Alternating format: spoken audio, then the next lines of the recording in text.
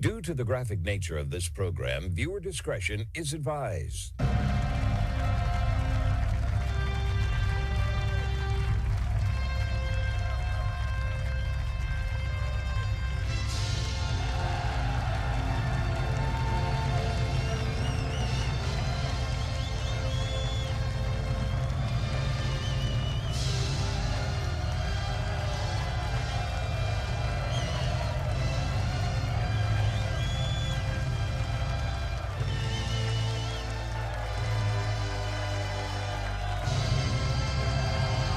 Hello, everyone, and thank you for tuning into today's broadcast. It's the Monday, August 17th, 2026 episode of the Marco Jure Show, the only show where the facts are facts and hard truths thrive. Way to start your week off the right way, ladies and gentlemen. It is a maniacal Monday, and the reason I say this is because of the news cycle that has come out just this weekend. I've got lots of groundbreaking topics we've got to get into today. No shortage of that, so let's jump right into my first topic. Former Republican Congresswoman Marjorie Taylor Greene is now alleging that President Donald Trump has discussed with his cabinet about nuking Iran in a closed-door warfare meeting right now. Now, we know Marjorie Taylor Greene is once a staunch supporter of President Trump, has done something of a complete 180 as far as what she supports about his policy. And the reason I say that is like many of us on the right, many of us conservatives, do not like this war with Iran. Do not like the way the economy is going. Do not like the military blowing up ships just randomly in the Caribbean or in the Eastern Pacific. Do not like giving more aid to both Ukraine, Israel, all these other nations, while our country continues to crumble right in front of our eyes. So I understand her frustration. I really do. Again, she was one of Trump's first supporters. Absolutely, 100%. But now she took to X just on Sunday, and she said the following. She said they are discussing nuclear weapons on Iran in strategy meetings. Yes, you read that correctly. It's real. I'm not speculating. I know. And it's pure evil. The last time a nuclear weapon was used was August 6th and August 9th of 1945 on two cities in Japan, Hiroshima and Nagasaki, immediately killing 110,000 people, vaporizing people at ground zero, and total deaths reaching 214,000 by the end of the year from severe burns and trauma. Not to mention the nuclear fallout. Obviously, that itself, being in the air, destroying everything around it. Radioactive material, ladies and gentlemen, in the sky, in the stratosphere. Is this really what we're talking about right now in 2026? In a war that we never had to even be in from the start. This is what we're discussing, perhaps? Now, I will say Marjorie Taylor Greene is probably privy to this information. She's very close with Joe Kent, who I'm sure has ears inside of the White House and what's being discussed as a former counterintelligence official. There are other people that have eyes and ears all over the White House, folks, that hear this information. Again, people that are, vindicated about what they know and whom they come in contact with. So I don't doubt that this is being discussed. Now, will it happen? Obviously, probably not. Obviously, if President Trump were to do this, the backlash from this, just from a political point of view, from a geopolitical standpoint, obviously would just be such repercussions just to his status in the world. But just to drop a nuclear weapon, let's say on Pickaxe Mountain, to break that open and try to get to the nuclear dust that nobody seemed to get to, right? If we actually did just that, that alone would just be insane to consider that something that would be rational. Now, she went on to recall the last time a nuclear weapon was used, of course, as I just mentioned to you. We talk about radiation sickness. We talk about skyrocketing cancer rates. We talk about generational birth defects. Is this really what we want to do to the Iranian people, folks, whom I guess we're trying to save from this insane administration, this regime that they all seem to have elected, by the way? We've got to sit here and say to ourselves, folks, is this rational? Is this something that we could actually do and get away with doing? Again, I think we would be the most hated country, the most hated administration the world has ever seen if we went in to do this. I really do believe that.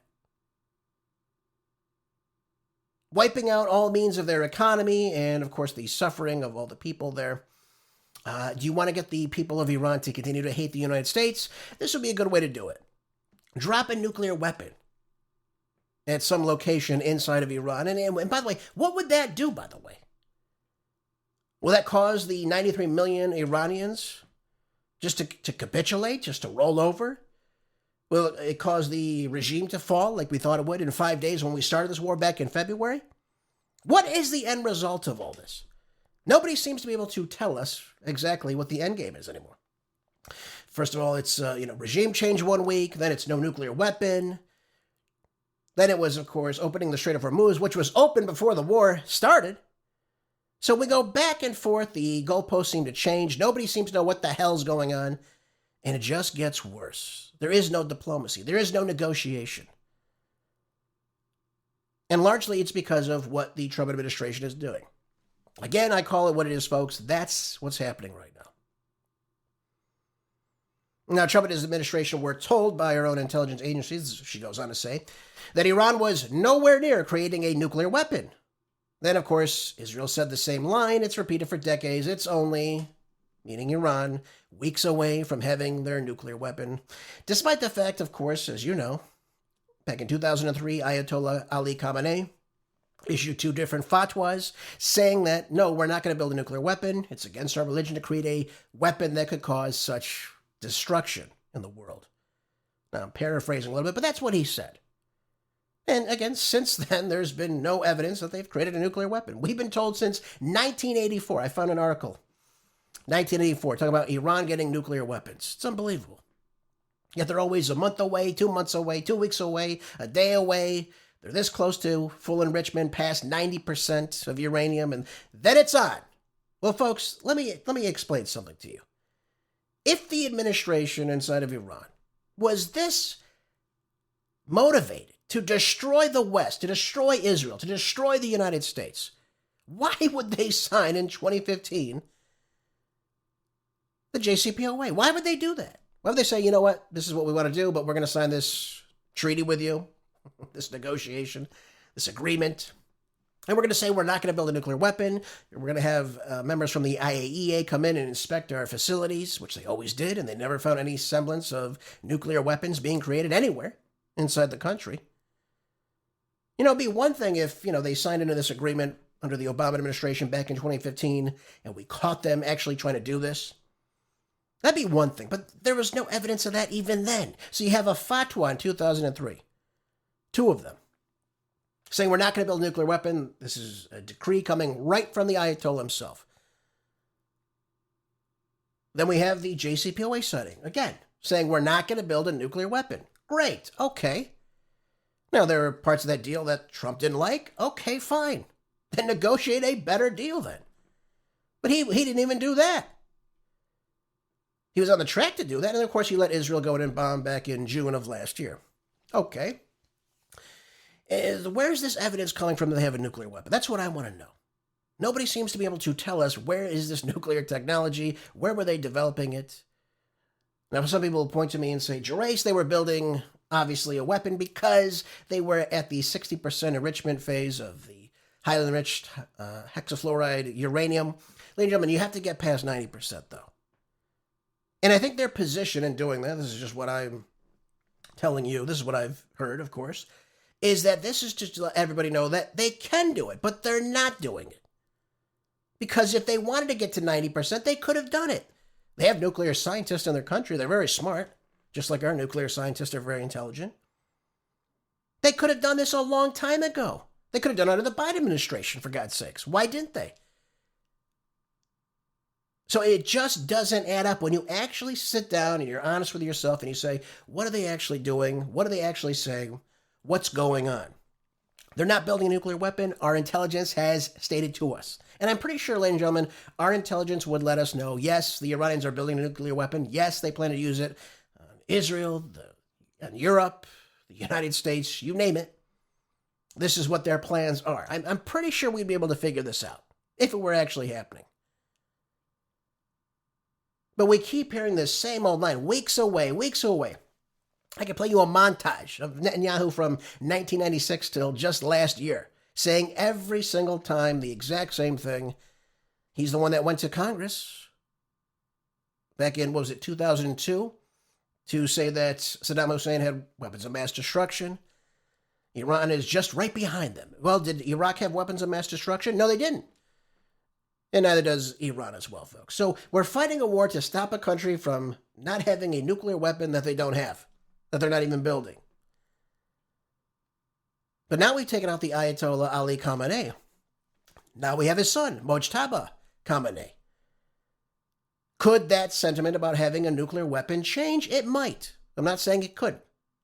But I'm just saying what led us into this war was a false pretense about what was actually going on. There's no way around that. There is no nuclear weapon inside of Iran. They were not building a weapon. They don't have a weapon. They were not desiring to have a weapon. And ladies and gentlemen, they probably really easily could have. Obviously, they're close with Pakistan. There's information that Saudi Arabia could really actually at this point also have a nuclear weapon. It's possible. I'm not saying they do, but it's possible. Some of these other countries do. And again, if the Iranians, again, wanted to have a nuclear weapon, why would they sign on to the Non-Proliferation Treaty, again saying they're not going to build a nuclear weapon? They will not do this. Seems kind of odd. Time and time again, every time you check them, they agree to it. And they're never caught having a nuclear weapon. Folks, I stay with the facts, and those are the facts. There's no way around it. We are in this war, I guess now, just to win it, or at least have the facade of winning the war now. We don't want to look like cowards. But there really is no way around this, folks. But the idea that we're now discussing openly, that we could honestly use nuclear weapons against another country that we waged war on, by the way. They didn't wage war on us. They didn't threaten us. We waged war on them. I mean, negotiations, too, by the way, which, again, is illegal under international law. It's perfidy. It's illegal. Coming in good faith to discuss with another country, negotiations, and set up meetings. And then, of course, you surreptitiously attack them when they're not expecting it. I think the Iranians have had enough, folks. I think they are done negotiating with us. I think they're going to be moving forward, and they will control the Strait of Hormuz moving forward. That's just going to be the future of the Persian Gulf. There will be a toll system, there will be checks, and they will collect a lot of money from it. So this just troubled me, folks, hearing this yesterday, that the possibility that this happens, or the possibility that they're discussing this even. Just the thought of discussing this. And God knows there's sycophants inside the Trump administration that are egging him on to do something this ridiculous, this radical, this destructive, folks.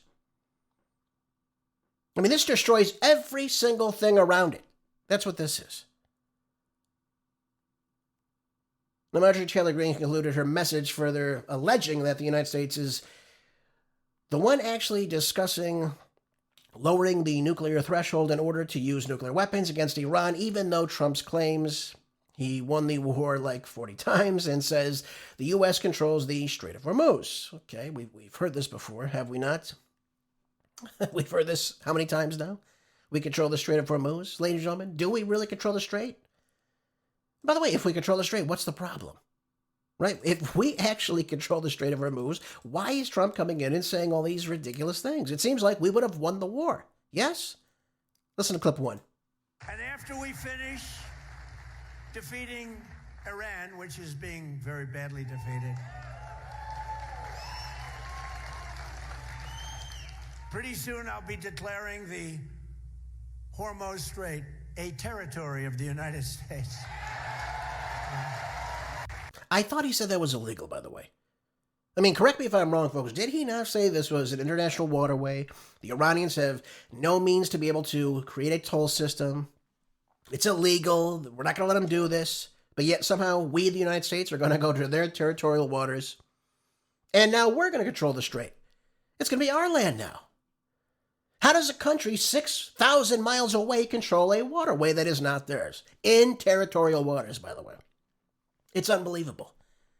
I mean, it would be akin to, I guess, China coming in and saying, we're going to control the Rio Grande, folks. We're going to control the traffic through the Rio Grande now. That's going to be our waterway now. Again, I'm using it as a hypothetical, of course. But that'd be similar to that. I mean, we say to ourselves, what are you talking about?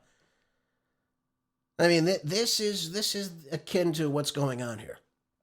This doesn't make any sense. 1 minute it's illegal to have a toll system, to control the waters, to decide which ships come through. Then we're going to do it now, though. Then we're going to control it. Now, President Trump also added some fuel to the fire. This comes out of CNBC.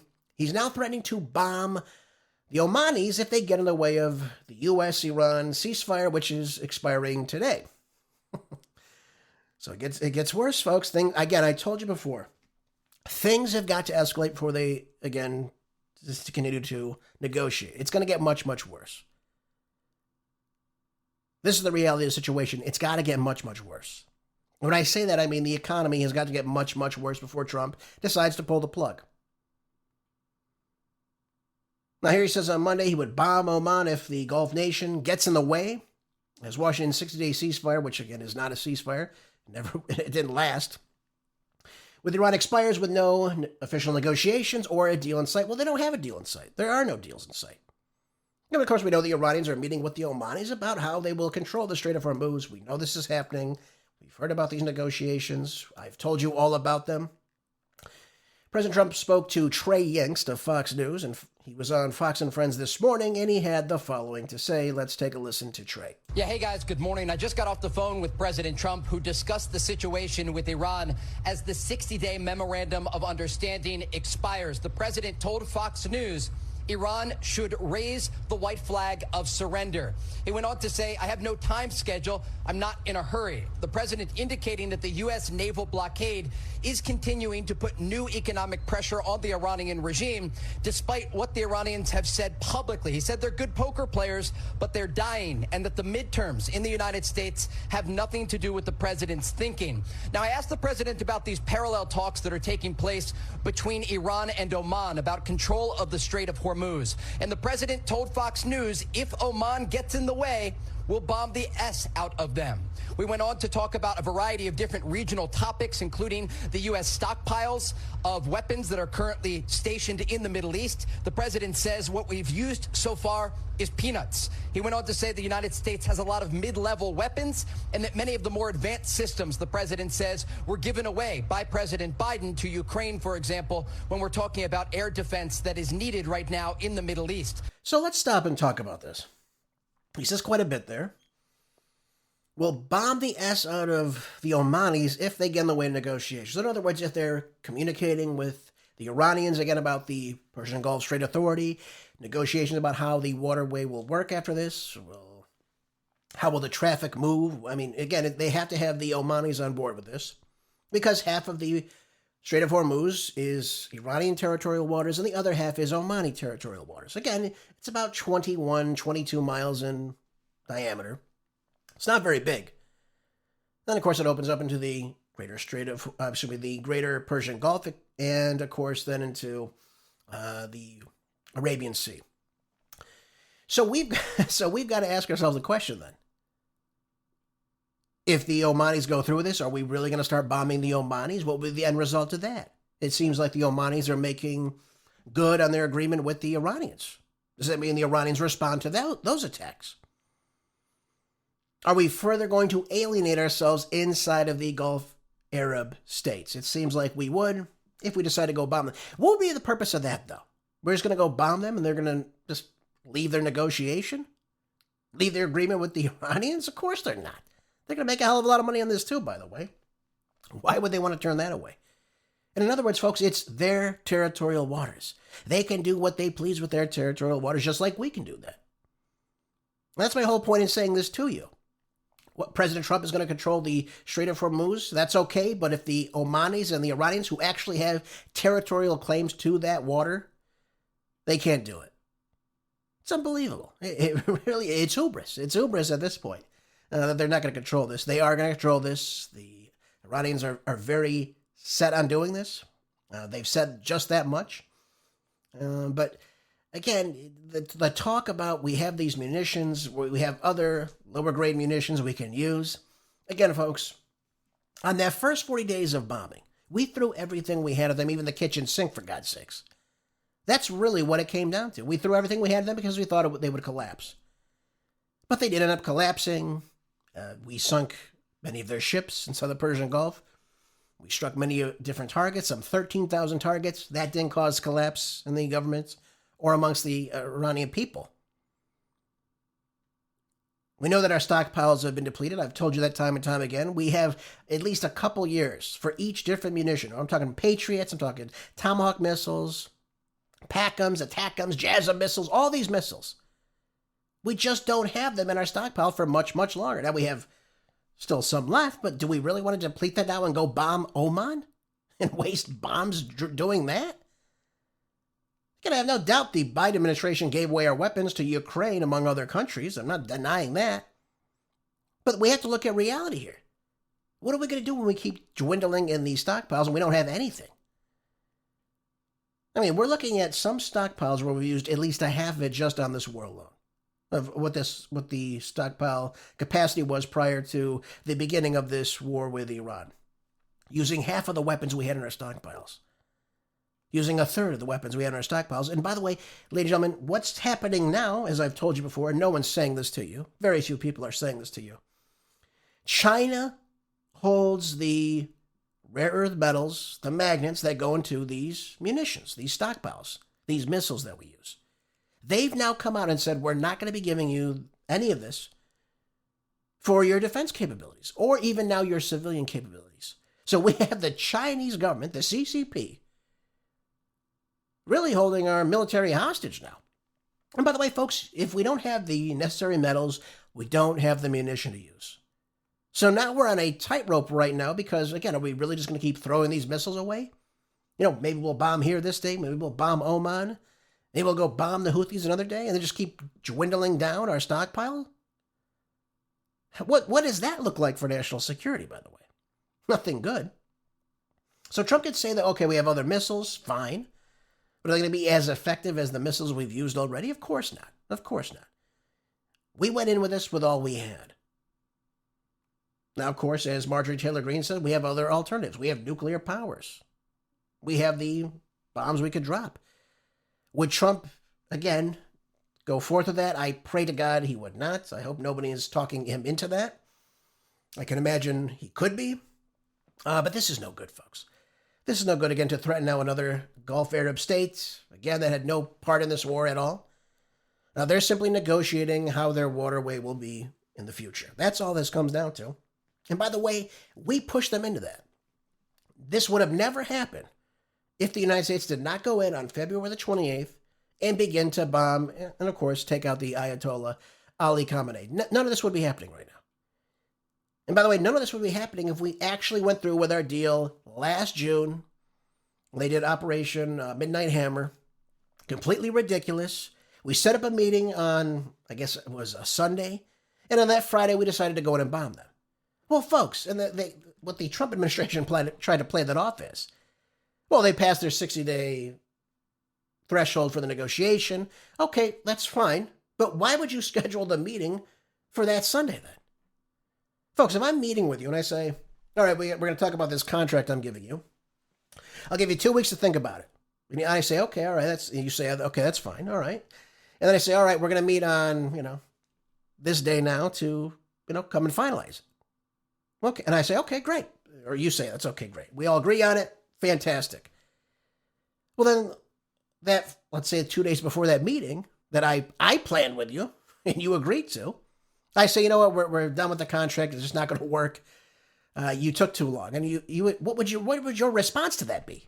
You would say, obviously, well, wait a minute. You said we're going to meet on this day. I figured that was the agreement, right? Okay, yeah, you gave me 2 weeks, but you said let's meet on this day. I would have met with you on, the 14th day. I mean, this is the stupidity about all this. Again, we set up negotiations. We set up meetings. Let's meet on this day. Let's go here. And in the meantime, we said, well, they took too long. Folks, this is not how you handle negotiations.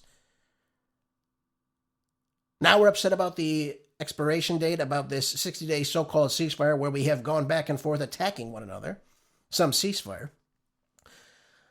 But now we don't know where we stand on this. What happens next?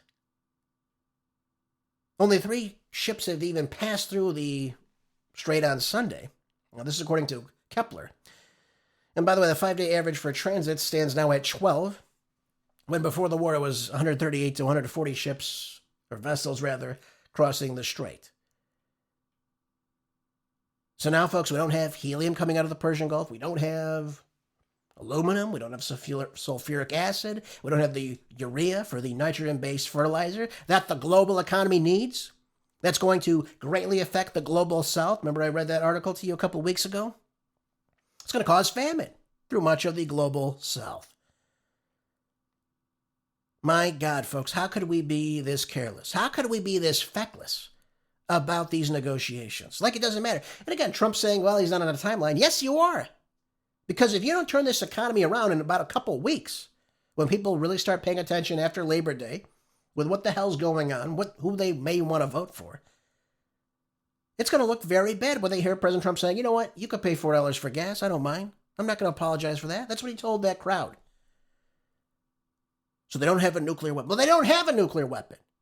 So why am I paying $4 for gas? I'm paying more than that here, actually. Why are we paying over $5 per gallon for diesel? Which, again, is bringing up all the cost for our core inflation inside the United States. What is the purpose about any of this? There is no purpose. This is a war that Trump was sold by Bibi Netanyahu, who told him that this would be great. The Iranian regime will fall. You'll be the first U.S. president to take on the Iranians, to totally dismantle their leadership. And you'll be seen as a hero, Donnie. You'll be seen as a hero. Well, now how do you look? I mean, let's call it what it is, folks. We bought this nonsense, just like he bought the nonsense he was going to be attacked at the airport in Ankara. And he hid it in a food cart to get out of there, leaving his staff behind to go on Air Force One. Well, he got on another decoy plane, taking along Pulp Fiction Pete and Natalie Harp with him. I mean, I don't even understand that one at all. But this is how we are perceived now. And of course, the world's laughing at him for that, too, by the way. And by the way, folks, I'm not saying we don't take the safety of the president serious. I'm not saying that at all. But he ignored the CIA, who said this is low confidence, this threat coming in. And by the way, where was our Secret Service that obviously could have put up a perimeter if this was actually true, actually credible, to, again, weed out anybody that would do harm with a surface-to-air missile to strike a plane? We could have easily, within a certain radius of the airport, made sure that no one's in this area, everyone is checked, everyone's vetted. We could have had the Turks help us with that if this was a real, credible threat. Instead, what do? We put the president in a food cart truck? My God, folks. It's unbelievable. It really is when you think about it. But I think the worst part was that he left much of his staff behind. And much of the U.S. press that was with him at this NATO summit. But I digress, folks. We have to understand something. We have to negotiate with the Iranians. This is what it's all about. There is no, we're going to bomb them more and it's going to work. It's not going to happen. Don't look for it. Well, we may bomb them again, but it's not going to cause them to surrender to the United States. It's just not going to happen. Now, Trey Yingst later said in the piece that I played for you, Trump is now calling them to wave the white flag. Surrender, if you will. It's not going to work, folks. They're simply just not going to surrender to this. Just not going to happen. Now, they're saying now that no negotiations have been held between the United States and the Iranians at this time. Qatar and Pakistan are exchanging messages between the parties and are in contact with us, but it does not mean negotiations. This is coming directly from Foreign Minister Abbas Araghchi. Again,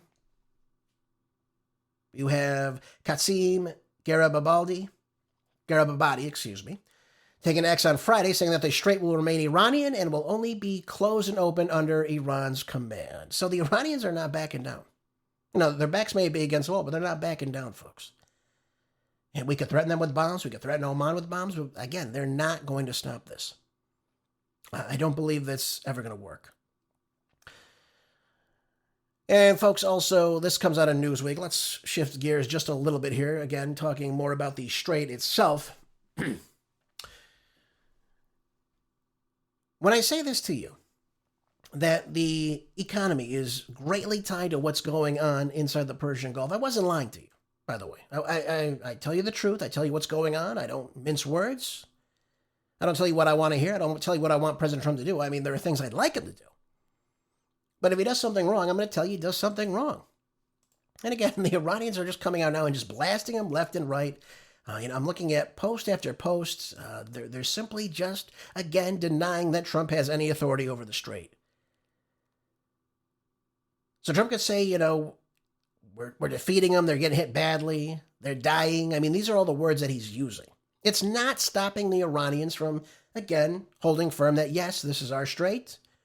Yes, we're going to control this. We are not going to fall to the United States. We're just not going to listen to you. And again, it's all right here. I think this is the worst part about all this, that we're still continuing now to discuss bombing further, of course, using this facade of a nuclear weapon, and possibly, quite possibly, just at least in talks, discussing nuclear weapon usage. And by the way, folks, the Iranians are aware of all this, by the way, in case you're not familiar with that. The Iranians are very much familiar with what's going on, what's being said by the president. And they hear these things. They hear you're going to surrender. We're going to control the strait. And again, they're just defying him time and time again. He went on to say, Garibabadi, once and for all accepted reality, up to this point, you have suffered strategic and heavy defeats. The Strait of Hormuz has been Iranian, is Iranian, and will remain Iranian. This strait will only be closed and open under Iran's command. And as long as you do not accept the reality of defeat and cease your fanciful delusions, Iran will continue to enforce the blockade. Which brings me to my next point here. And by the way, I agree with him. Again, we see what's going on here. If we were in control of the strait, would we really only have 3 ships traversing the strait every single day? Of course not. We'd have it open for business. This is showing us that the Iranians are in charge, they're controlling it, and we cannot do anything about it, because if we could, folks, we would have done it a long time ago. Our tactics would have worked. Our strategy plan would have worked, but it hasn't worked yet. So we threaten to bomb bridges, infrastructure, energy plants, desalination plants. It hasn't caused the Iranians to falter. Not at all. And I don't think it ever will. I got to be honest with you, I don't think it's ever going to work now. I think moving forward, you're going to see a very different Middle East. I think you'll see a lack of presence by the United States in the Middle East moving forward, certainly in the Persian Gulf region. Among these Gulf Arab states, I do not believe the United States will be asked back to come into these countries and have air bases and what have you. I think those days are limited. So we're seeing a complete reconstruction of what the Persian Gulf states are going to look like in the future. And our presence in that is going to be much, much worse. Now, I will tell you this. One of the ramifications, ladies and gentlemen, of course, is the oil. And the problem, ladies and gentlemen, I have to tell you, I've said this to you in the past. People are finally picking up on this. I've been saying it to you for well over a month now. This comes out of Aviation Week. And it says airlines will face jet fuel issues for months to come, energy experts have now said. How many times have I been telling you this? I said before, we have a problem with creating diesel fuel and aviation fuel.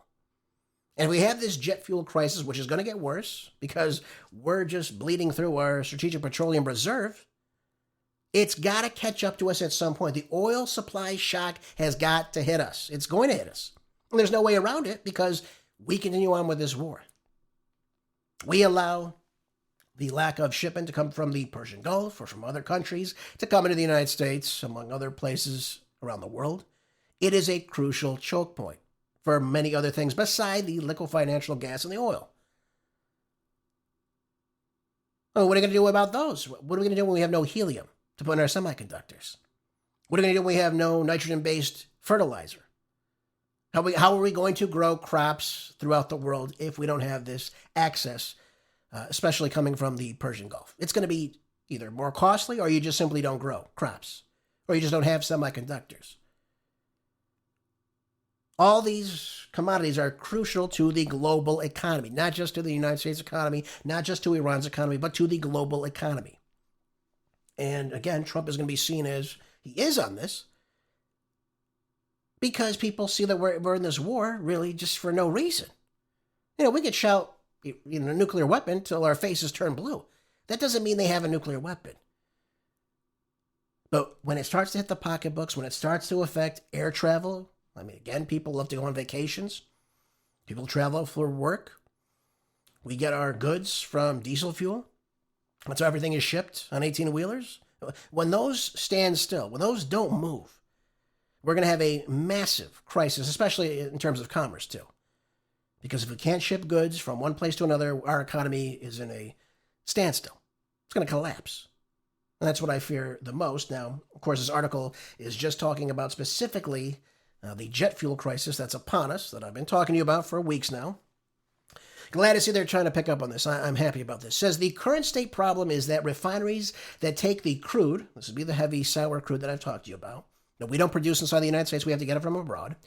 And of course, they turn it into products that we use like gasoline and diesel and jet fuel are at capacity. So our refineries are at capacity now. They're doing as much as they can right now.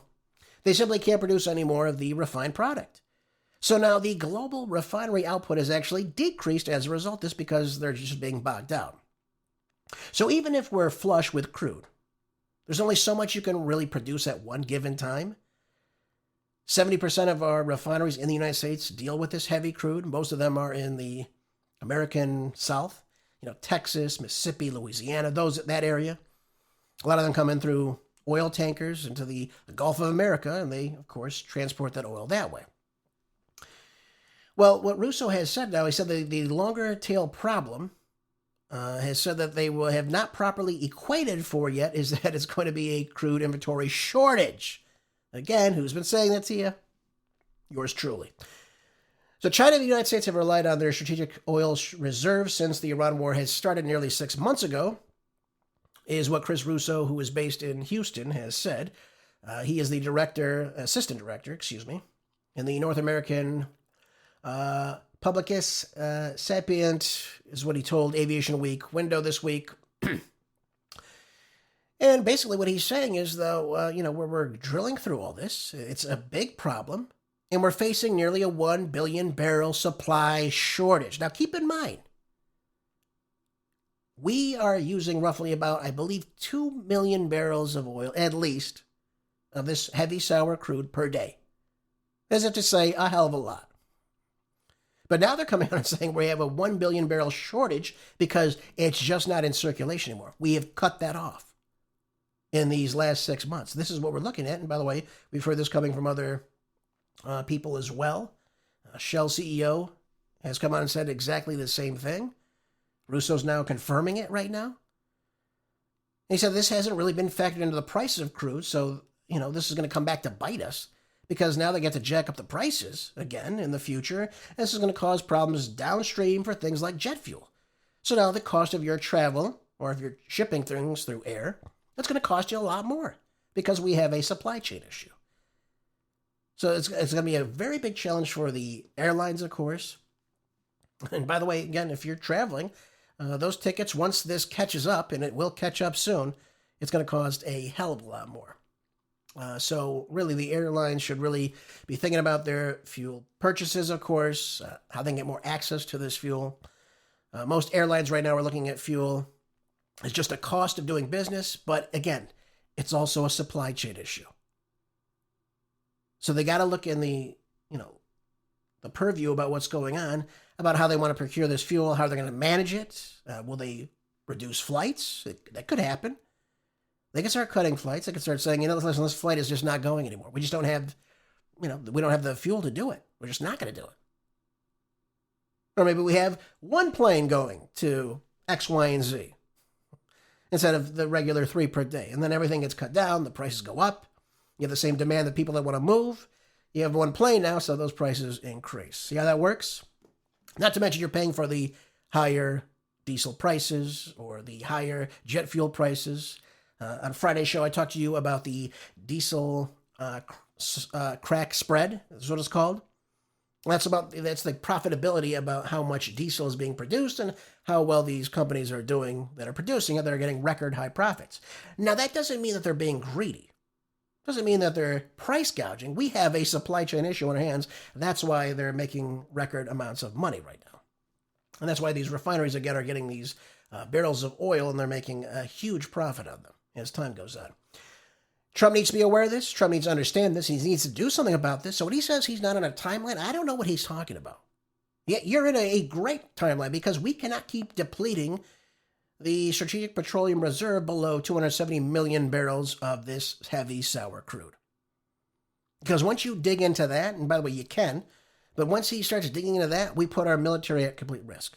That's there in case our military is completely bogged down and we need to just continue to supply it ad nauseum and again, produce that for the military. And by the way, folks, we're in a war right now. We're in a war, and we have different aircraft carriers. We have warships out on the high seas. And if things get really bad for them, we have to be able to access these ships and to obviously get them to where they need to go. That would be a whole other dilemma on our hands as well if that were to actually happen. But I'm looking at this too, just to give you some statistics on this, folks. The refinery runs it says here, has decreased. It says global throughput in July 2026 was 7.5 million barrels per day lower than it was a year before. This is completely one of the sharpest drops outside of the demand collapse event that has taken place. Refined production exports are down as well. Key suppliers have cut their exports by 30%. That's 4 million barrels of oil per day. Again, tightening the gasoline, the diesel, the jet fuel supply. It's all making sense, folks. I told you this was going to happen. Here's the kicker, though. The finished fuels now are trading at about $130 to about $170 per barrel when they are sold. Now, I'm not talking about what's sold on the market originally, once it's extracted from the ground. Once it goes through the refining process, which again takes more time, and again, once you have a supply chain issue, that finished product comes out even more expensive. So that barrel of oil that you got from Venezuela to go through that refining process, it's going to cost you more. And again, because that's the heaviest crude oil in the world, it takes more to refine it, takes a longer process, if you will.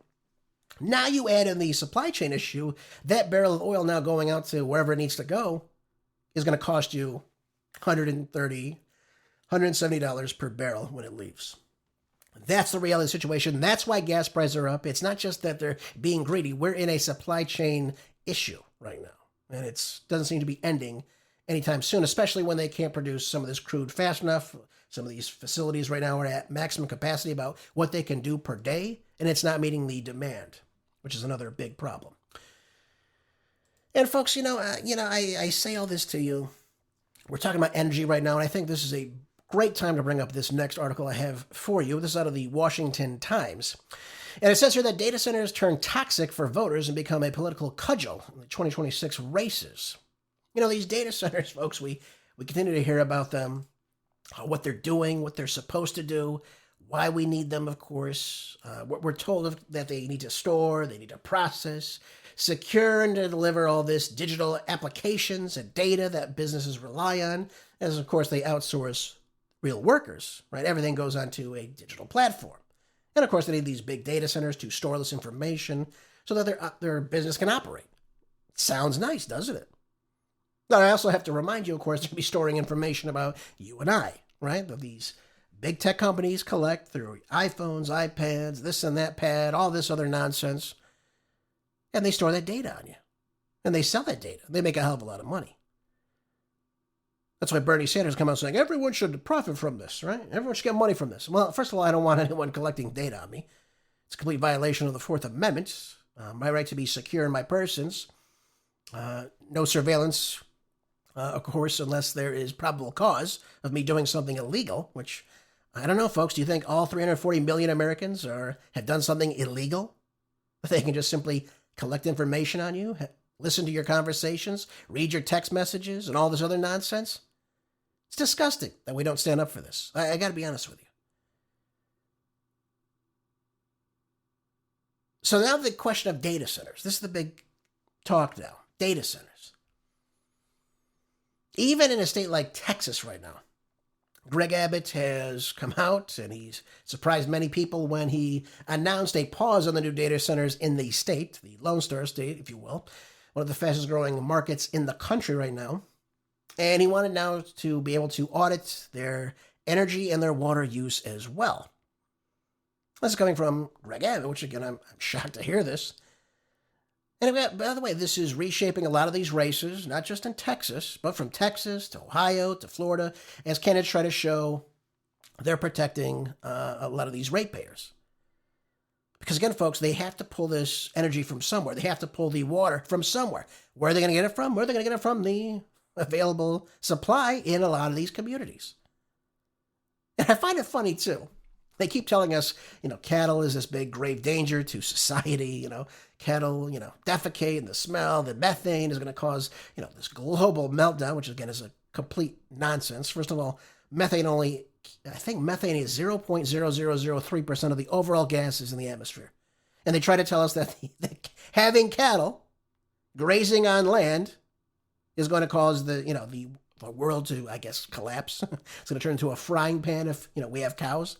So we got to kill all the cows, folks. But don't worry, we can build these data centers. It'll be nice. It'll go well with our police state. These new flock cameras that are just recording day in and day out that you never asked for. How about those cams they put on the street signs and the street lights, right? Microphone, camera. Did you ever ask for that? To live in a police state? Of course you didn't. Why would you? Unless you're an idiot.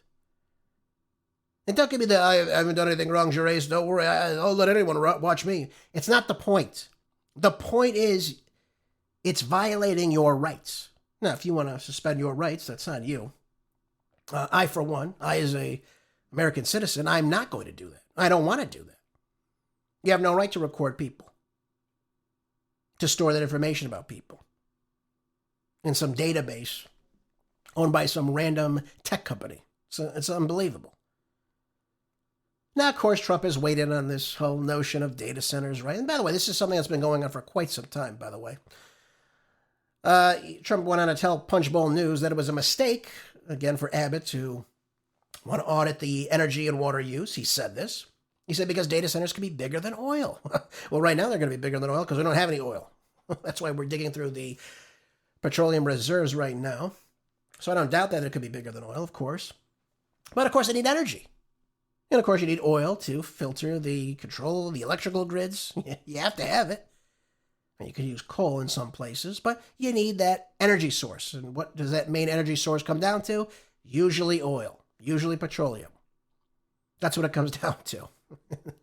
And somehow we're going to have these data centers use up all this, the supply of both water, of both oil, and somehow it's just going to be working out just great for us.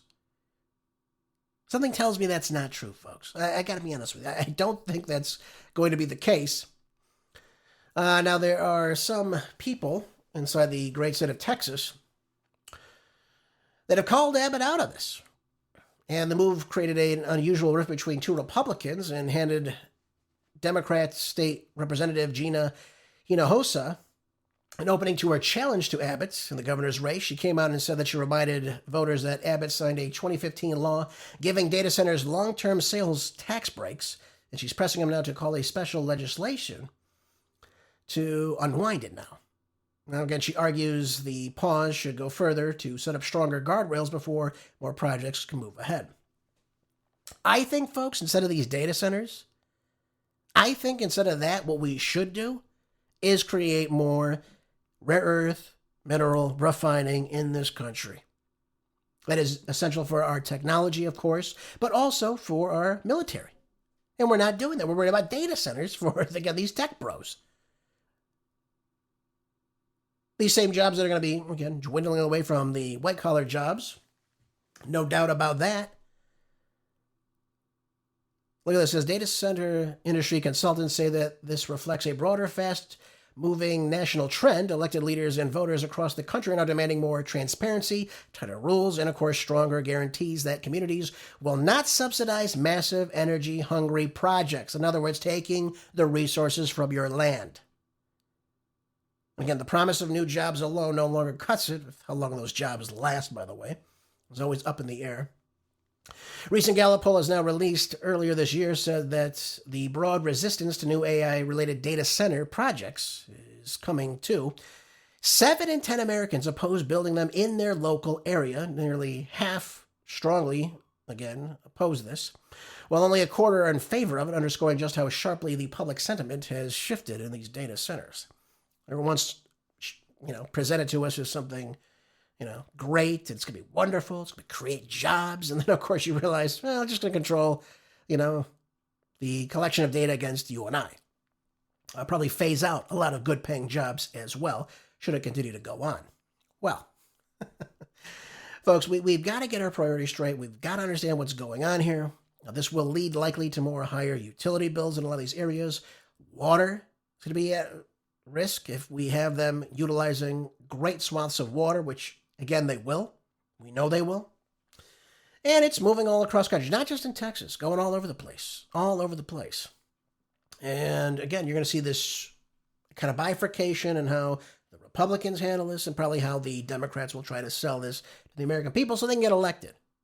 But make no mistake, folks, this is not anything just brand new. They've known about this for a while now. And if you think the Democrats are going to save you, well, I've got another, I got a bridge I can sell you in Brooklyn if you believe that. Simply just not going to happen, sadly enough. So data centers, folks, are the new wave. And again, it looks like they're moving straight through with it. So get ready. Get ready. It's going to happen sooner. And I guess we'll have to see how this all works out, folks. I wish I could tell you what will happen. But it's definitely moving in a fast pace, and it will control information about you. Make no mistake about it. Make no mistake about it. This is all about control. 100%. I want to go over another article out of the New York Post, folks. This is very, very important. We talked a little bit about this on Friday. I saw this article today, and the light bulb went off in my head. I said, I just talked about this. So let's talk a little bit more about education in the United States, since, again, we're going to be this high-tech, new country where we have, smart this, smart that, data centers. We got to have those data centers. Got to store all that information. It's unbelievable, really. And it says here, a well-known University of California, Berkeley mathematics professor has slammed admission standards at the top flight university. And again, UC-Berkeley is one of the top schools, not only in California, but also in the country. And she goes on to say that huge portions of her students are now failing to keep up with the college calculus, and she's now forced to teach middle school algebra and fractions to students that are attending the University of California at Berkeley. The first UC school in the state, by the way, just so we understand this. Now, folks, we talked on Friday's show, we're running out of time. I try to talk to you as quickly as possible about the unions going against the wonderful Zoran Mamdani and the Big Apple, of course, and how the 3rd to 8th graders were, struggling, and most of them were failing in their reading and writing tests and examinations, that the state ends up using for testing on them. And I said to you that the number one thing is valuing education, but the other problem too is holding students accountable. We don't do that anymore in public schools, and I know because I taught in public schools for over a decade. When you allow students to fail, in other words, they can fail your class and get a 0 in every single class, and they will still pass you out of the next grade. How could you send someone on to the next level of rigor, of understanding, of whatnot, of curricula, if they can't even pass the previous? So the problem is they have to reduce standards. That's another problem. They lower the standards. They make it so watered down that anybody could pass it. Anyone who's trying can just pass it. But the kids are not learning. They're not being challenged to a degree. All right. Private schools offer a difference in what's going on. Homeschool, absolutely. Certainly some public schools in the United States are still very good. Don't think it's everybody. But the bulk, anytime you go into a major city like New York City, Los Angeles, San Francisco, Detroit, you name it, they're just passing these kids along, and there's no repercussion if they fail. Back when I was in school, way back when, you had to pass. If you failed, you had to take that class over. You were not going on to the next level of math or history or science or whatever it may have been unless you passed your criteria. And when I was in school, of course, you had finals that were a big part of that and added into your overall grade. And if you didn't pass that, you had to repeat. You had to go to summer school in many cases. I never had to, thankfully. But that was the case. You had to do that. And if you failed enough, you just had to repeat the grade. They don't do that anymore. That's something of the past. Why? Because these same teachers' unions that pretend to be so upset about these grades do nothing about improving the reading, writing, and math scores or science scores or history scores. They don't care about that. Now, they pretend to, but they really do not care about that. And this completely relates to what's going on here. You have watered-down curricula in the state of California, the second worst public schools in the nation, by the way, despite what Gavin Newsom tells you. He's trying to say we're now 40th. How could we improve after COVID, Gavin? How could that be?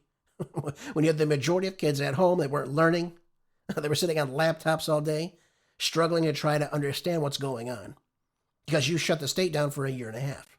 Again, I lived through it, folks. I understand exactly what's going on.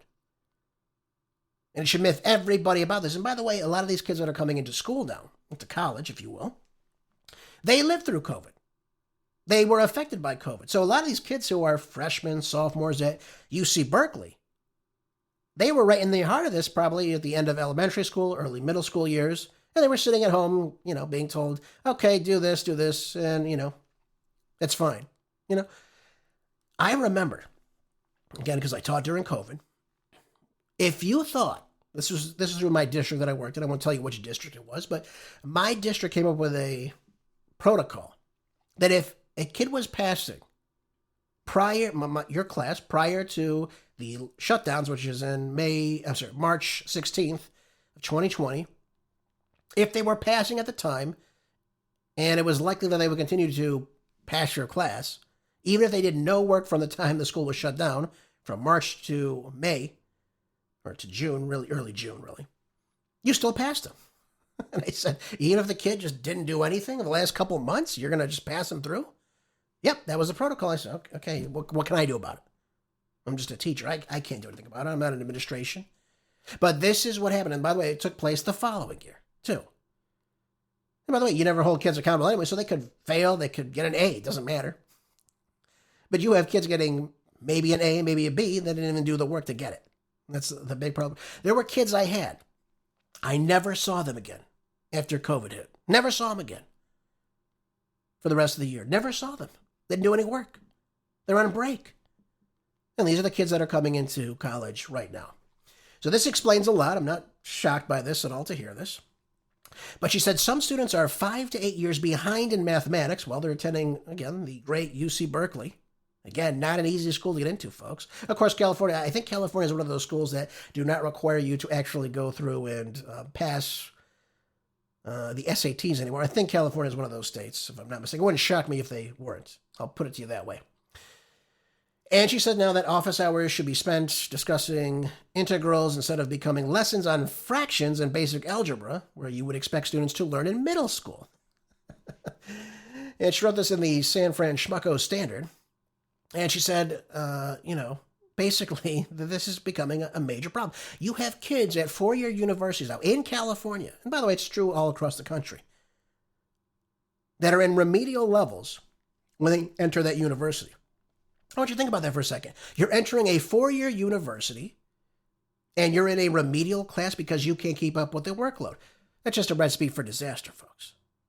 So what does the college have to do? They have to either lower standards, or you just simply drop out of the school, one or the other, if you can't keep up with the workload. Another major, major problem, folks.